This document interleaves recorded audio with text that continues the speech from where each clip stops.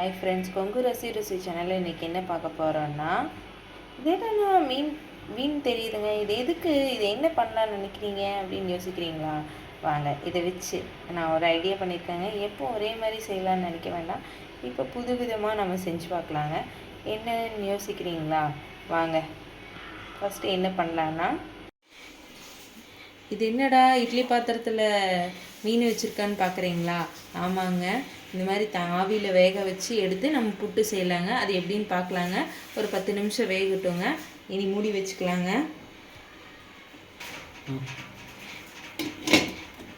10 நிமிஷம் ஆகட்டுங்க. ஃப்ரெண்ட்ஸ், மீன் ஆவியில் வேக வச்சாச்சுங்க. இனி அடுத்தது என்னன்னு பார்க்கலாங்க. ஆவிலேருந்து எடுத்த மீனை இந்த மாதிரி சுத்தமாக க்ளீன் பண்ணிட்டோங்க. மீனில் முள் இல்லாமல் இந்த மாதிரி சுத்தமாக பிச்சு எடுத்துடணுங்க. ஒரு முள் கூட இருக்கக்கூடாதுங்க. இனி அடுத்தது என்ன பண்ணலான்னு பார்க்கலாம் வாங்க.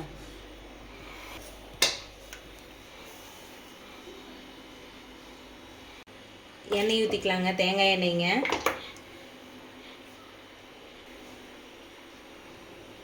எண்ணெய் சூடாயிடுச்சுங்க. கடுகு போட்டுக்கலாங்க.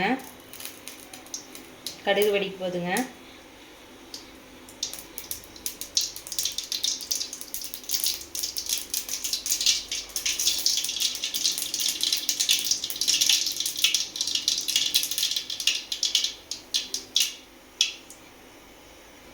பச்சை மிளகாய் போட்டுக்கலாங்க.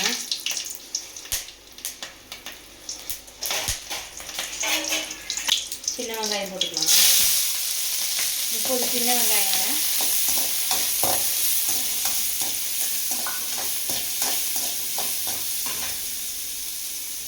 கருவேப்பிலை போட்டுக்கலாங்க.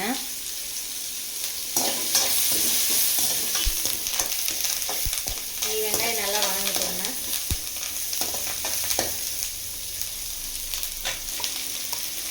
இதுக்கு தேவையான அளவு உப்பு போட்டுக்கலாங்க.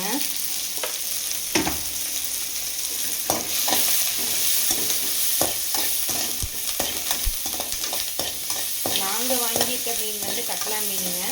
உங்கள் வீட்டுக்கிட்ட எந்த மீன் கிடைக்குதோ அந்த மீன் முள் இல்லாத மீனாக பார்த்து வாங்கிக்கோங்க. அதிகமாக முள் இல்லாததாக பார்த்து வாங்கிட்டு அப்போ தான் ஈஸியாக இருக்குங்க க்ளீன் பண்ணுறதுக்கு. நல்லா வெங்காயம் செவக்கட்டுங்க.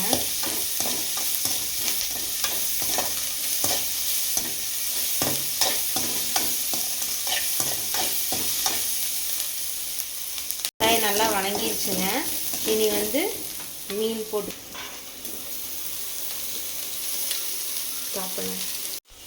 மீன் புட்டு போட்டுக்கலாங்க.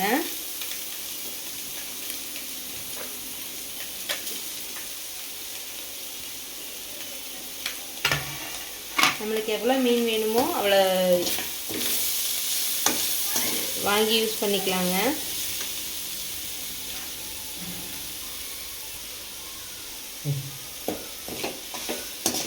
நல்லா இப்படி கலரி விட்டுக்கணுங்க.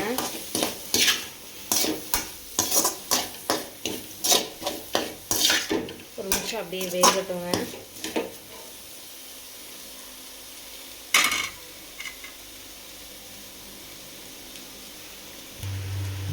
இனி காரத்துக்கு கொஞ்சம் லைட்டாக பெப்பர் போட்டுக்கலாங்க.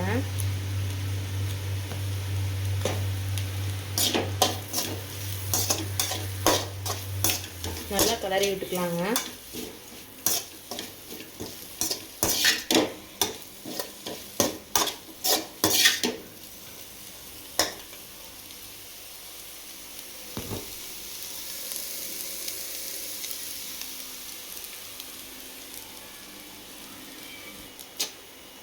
கொத்தமல்லி தழை போட்டுக்கலாங்க. கொத்தமல்லி தழை போட்டாச்சுங்க. இனி நல்லா கலரி விட்டுக்கலாங்க. இனி அவ்வளோதாங்க, பவுலில் மாற்றிக்கலாங்க. பாருங்கள் ஃப்ரெண்ட்ஸ், புட்டு ரெடி ஆயிடுச்சு. இதே மாதிரி நீங்களும் உங்கள் வீட்டில் ட்ரை பண்ணி பாருங்கள். இது மீனுன்னே யாரும் கண்டுபிடிக்க முடியாதுங்க, அந்த அளவுக்கு இருக்குங்க. ரொம்ப சுவையாக இருக்கும். இதை சாப்பாட்டுக்கு வச்சு பிசைஞ்சு சாப்பிட்டுக்கலாம். ரசம் மட்டும் இருந்தால் போதுங்க, அவ்வளோ நல்லா இருக்குங்க. இதே மாதிரி நீங்களும் ட்ரை பண்ணி பார்த்துட்டு எப்படி இருக்குன்னு மறக்காமல் கமெண்ட்டில் சொல்லுங்கள் ஃப்ரெண்ட்ஸ். கொங்கு ருசி சேனலுக்கு மறக்காமல் சப்ஸ்கிரைப் பண்ணுங்கள், லைக் பண்ணுங்கள் ஃப்ரெண்ட்ஸ். தேங்க்யூ.